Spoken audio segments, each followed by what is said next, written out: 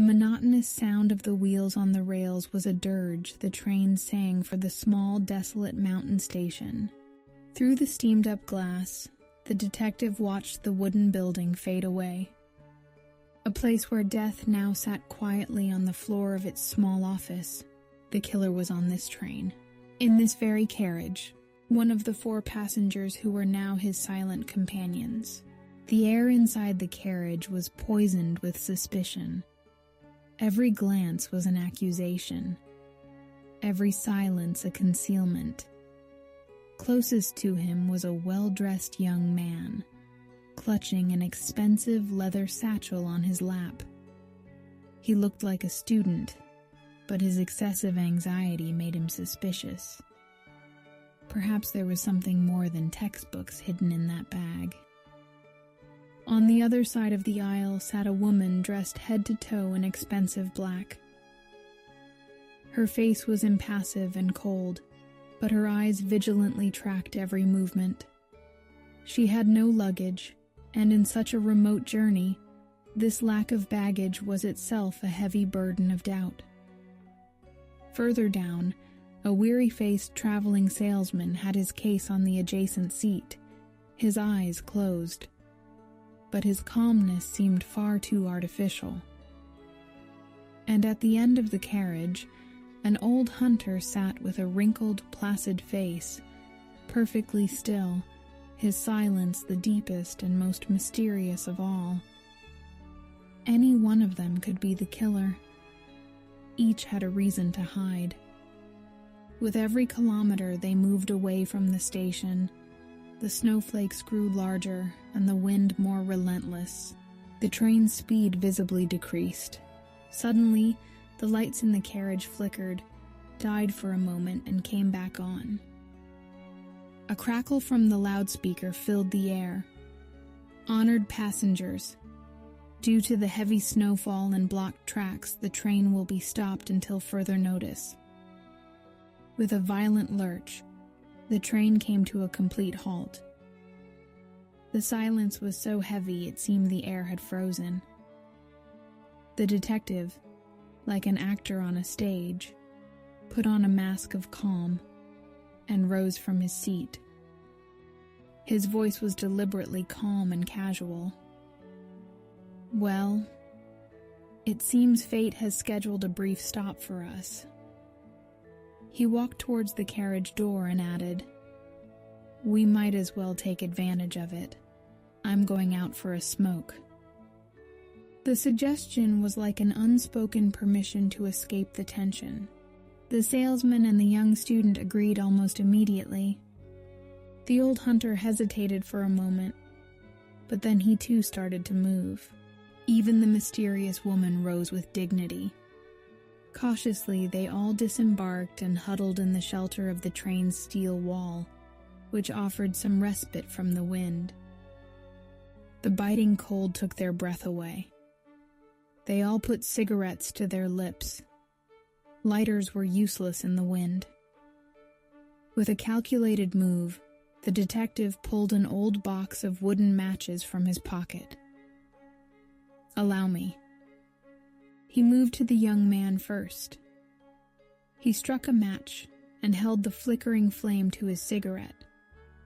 His gaze quickly swept over the young man's expensive coat, flawless. Then he moved to the woman. Another match flared, her black attire impeccable. Next was the salesman, his worn-out coat also intact. Finally, he stood before the old hunter. He struck a third match, cupping his hands around the flame to shield it as he brought it to the old man's cigarette. In the brief moment that the small, dancing light illuminated the hunter's weathered face and collar, the detective saw it.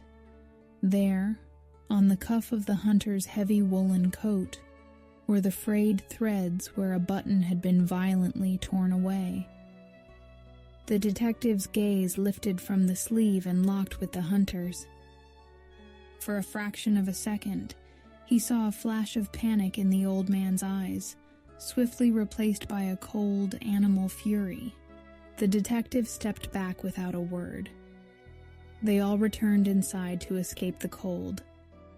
The detective took only a few steps toward him when a short blade flashed in the dim light. He felt a deep, sharp sting across his cheek. The hunter used his surprise to shove him with all his might, then turned and began to run down the narrow corridor. Clutching his bleeding face, the detective staggered after him. Warm blood streamed through his fingers. The hunter had reached the door at the end of the carriage and was wrestling with its frozen latch. With one final heave, the door burst open, and a wall of white wind and snow stormed in. The hunter didn't hesitate, plunging into the blizzard. The detective reached the doorway. The other passengers were screaming in terror.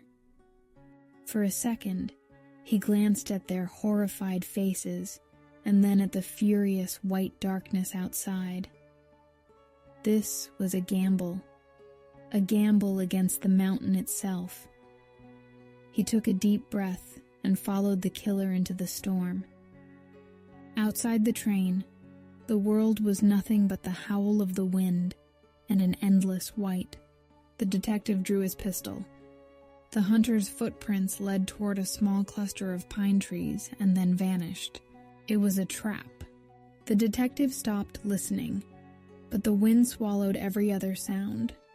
He knew that in this environment, the hunter was an animal in his own territory. Suddenly, a dark shape lunged from behind a snow-laden tree.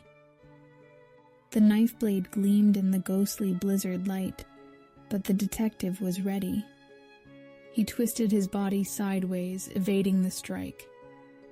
There was no time to shoot, only instinct. His wrist pivoted, and the cold, heavy steel of the pistol came down in a dry, muffled blow against the hunter's temple. A faint crack, audible even over the wind's roar, echoed in the detective's mind. The hunter didn't even have time to cry out, collapsing onto the snow like a rag doll. The battle was over short, swift, and brutal. The detective stood over the still form, the blood on his face mingling with the falling snowflakes. He holstered his pistol, grabbed the hunter's collar, and began to drag the heavy body back toward the faint light of the train. When he threw the frozen body into the carriage, he slammed the door shut with all his strength, imprisoning the howling wind outside. The carriage was now a sanctuary from the storm. For one man it was a prison, for the other the end of a hunt.